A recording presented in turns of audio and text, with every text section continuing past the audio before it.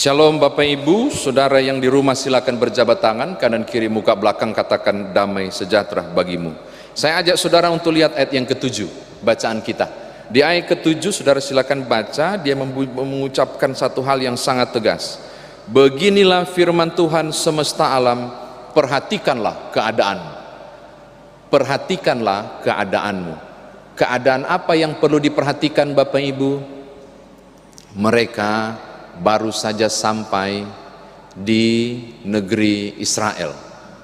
Mereka baru selesai pembuangan. Lalu apa yang perlu diperhatikan Bapak Ibu? Mereka makan apa adanya. Mereka, lihat ayat yang ke-6, menabur banyak tapi panennya sedikit. Mereka berpakaian tapi tidak terasa panas. Mereka tidak mengalami apa arti kecukupan, apalagi kelimpahan. Mereka mengalami kesusahan di negeri tempat mereka kembali setelah pasca pembuangan. Nah Bapak Ibu, saudara kekasih di dalam Tuhan, ini perlu untuk kita tarik lagi ke belakang, mengapa hal itu terjadi. Kalau saudara baca ayat yang kedua, beginilah firman Tuhan semesta alam, bangsa ini berkata, sekarang belum tiba waktunya untuk membangun kembali rumah Tuhan. Ini ada apa Bapak Ibu? Nah, kalau Bapak Ibu merujuk Esra pasal 4, di Esra pasal 4 Bapak Ibu akan menemukan beberapa catatan menarik. Esra pasal 4 ayat 1 sampai 4. Waktu mereka membangun rumah Tuhan, ternyata dapat perlawanan dari penduduk di sana. Kok ada penduduk di sana? Ya iyalah, 70 tahun dibuang, negeri itu kosong. Ketika negeri kosong itu penduduk yang lain masuk. Negeri itu kosong, penduduk lain masuk. Nah ketika mereka bangun bait Allah, membangun rumah Tuhan ini, perlawanan dari penduduk itu datang. Bahkan efek besarnya kalau saudara baca Esra pasal 4 ayat 24, pembangunan berhenti. Pembangunan itu berhenti sampai kemudian Raja Darius berkuasa di Persia. Jadi cukup lama pembangunan itu terhenti dengan alasan karena dapat gangguan, dengan alasan karena hambatan-hambatan besar terjadi. Oke?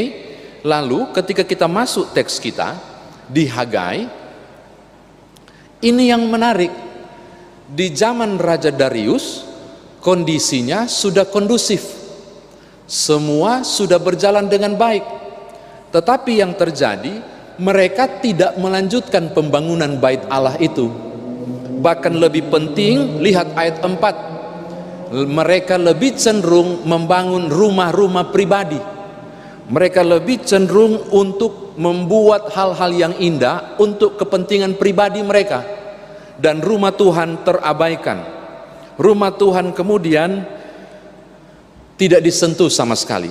Ayat yang ke-8, rumah Tuhan tidak dibuat, hingga kemudian kondisi mereka ini dihukum oleh Tuhan. Perhatikan Bapak Ibu catatan kedua.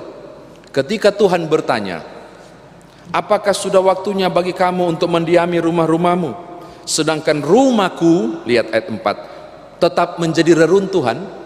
Ini sindiran yang tegas.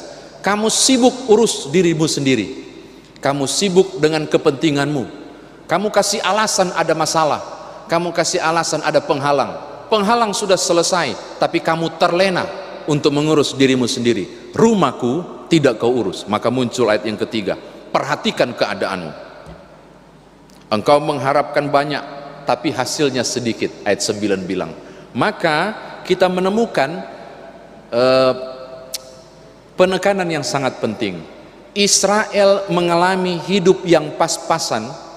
Kehidupan mereka sepi dari berkat, kiranya saya tepat menggunakan istilah ini, disebabkan karena selain karena dosa-dosa yang lain, karena mereka lebih mementingkan kepentingan sendiri, dan mereka tidak sedikit pun berpikir untuk menyisihkan waktu, keadaan, bahan dan segala sesuatu untuk melanjutkan pembangunan rumah Tuhan ini.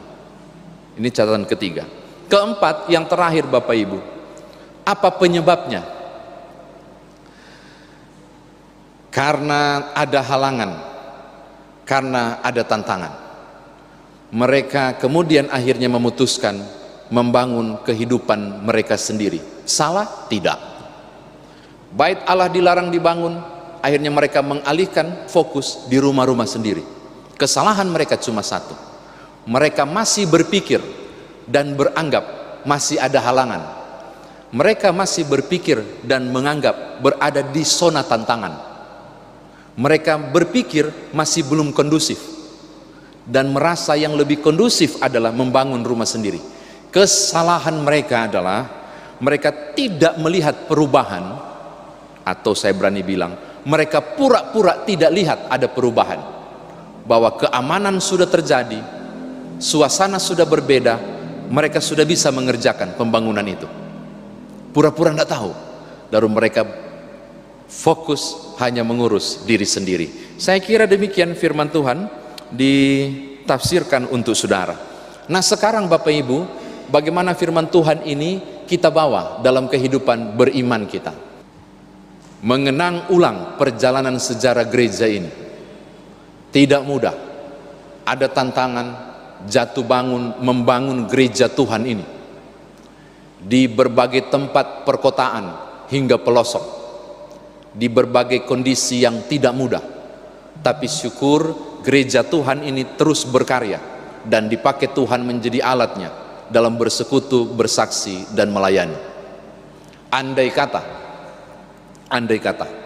mereka yang terlibat dari awal mendirikan gereja Tuhan ini, GPIB, berpikir juga bahwa ada masalah, berhenti dulu, lalu tetap berpikir masih ada masalah, jangan lanjutkan. Saya tidak yakin bahwa saudara dan saya melihat betapa luas, betapa banyak tanggung jawab pelayanan yang sudah Tuhan berikan hingga 72 tahun ini. Bahwa syukur berbagai masalah yang kemudian oleh kasih Tuhan selesai, gereja ini terus maju dan berpacu terus, hingga kemudian berbagai tanggung jawab besar Tuhan terus anugerahkan di usia 72 tahun ini. Bahkan GPIB dan gereja pada umumnya menghadapi masalah yang tidak kecil, yaitu pandemi COVID-19 ini. Tetapi kita juga bersyukur bahwa berbagai cara Tuhan buat.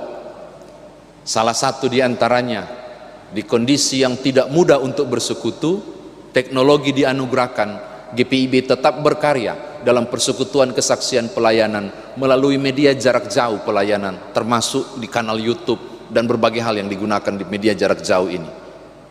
Masalah tidak menjadi penghalang ketika gereja Tuhan berupaya melakukannya. Hambatan dan perlawanan di negeri sendiri ketika bait Allah dibangun harusnya tidak menjadi penghalang bagi Israel untuk ongkang-ongkang kaki dan tidak membangun. Hal yang nyata juga mau disampaikan kepada Bapak Ibu Saudara, pandemi ini masih ada. Tetapi kalau Tuhan masih izinkan gereja Tuhan ini memasuki usia 72 tahun, itu berarti ada penyertaan Tuhan. Di balik pandemi ini, di balik kesusahan kita, kasih Tuhan masih ada. Maka jangan berhenti membangun spiritual, kehidupan yang benar, ketaatan, persekutuan dan pelayanan kita, kesaksian kita dalam berbagai bentuk apapun, menyesuaikan di kondisi pandemi ini. Jangan pakai alasan pandemi hingga kemudian gereja tidak melayani. Jangan pakai alasan penolakan dan halangan seperti orang-orang Yehuda waktu pulang. Jangan. Tapi jadikanlah momentum penghalang ini sebagai pembanding. Masalah yang luar biasa, penyertaan Tuhan tetap ada, maka karya pelayanan pun tetap nyata. Saya kira ini yang pertama. Yang kedua Bapak Ibu, ini juga yang mau disampaikan kepada Bapak Ibu Saudara. Sebenarnya bagian kedua ini tidak tepat Bapak Ibu yang dengar. Seharusnya mereka yang tidak bergereja yang mesti dengar ini. Kenapa enggak ke gereja? Kan gereja tutup, jadi enggak usahlah beribadah. Kenapa enggak bergereja? Enggak nyaman lah kalau beribadah melalui media jarak jauh, nonton TV. Itu kan bukan ibadah, jadi enggak perlu ibadah. Bapak Ibu, jangan jadi seperti Yehuda yang melihat masalah tetap menjadi masalah, padahal Tuhan sudah kasih solusi sehingga mereka sudah bisa bebas membangun bait Allah, tapi tetap tidak membangun.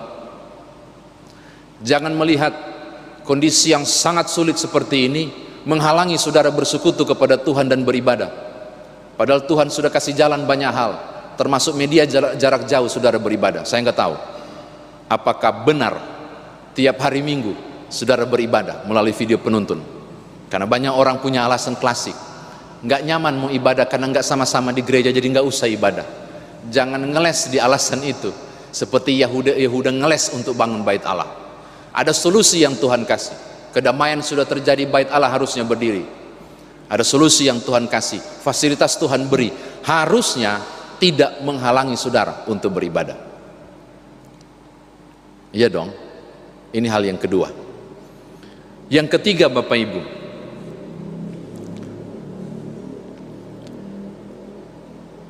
kondisi sulit ekonomi warga jemaat berdampak juga pada kondisi ekonomi gereja. Di mana-mana semua mengalami ini, termasuk di gereja, disebabkan oleh ambruknya kehidupan ekonomi Indonesia dan dunia, berimbas juga kepada warga jemaat.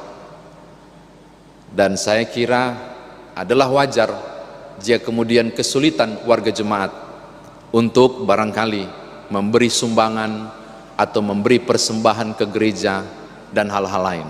Ini kondisi yang terjadi.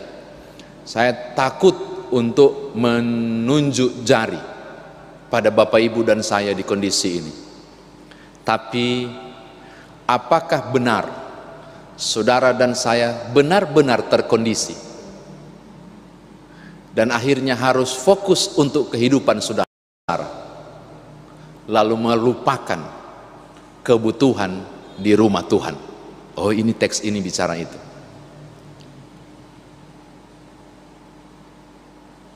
Saya percaya semua memaklumi kesulitan ini, dan saya yakin Tuhan tahu kesulitan saudara. Tetapi juga firman Tuhan ini mau mengajak, jangan lupa untuk tetap support pelayanan, kesaksian dan persekutuan gereja Tuhan ini melalui berbagai hal yang dimungkinkan Bapak Ibu Saudara menopang dan mengerjakannya. Banyak orang terdampak, tapi tidak berarti semua terdampak. Saya yakin ada celah, ada peluang saudara tetap menopang pelayanan gereja, supaya di rumah Tuhan ini geliat pelayanan pekerjaan tetap terjadi, karena Tuhan membuka tingkap berkat dalam hidup saudara Bapak Ibu untuk juga berbagi berkat di dalam keperluan pelayanan di rumah Tuhan. Selamat menimbang, selamat melihat situasi ini, dan jadilah pribadi-pribadi yang tidak tinggal tetap melihat masalah, tapi menengok ke kanan kiri, melihat ada solusi hingga boleh bergerak untuk mencapai target dan tujuan. Tuhan berkati Bapak Ibu. Haleluya. Amin.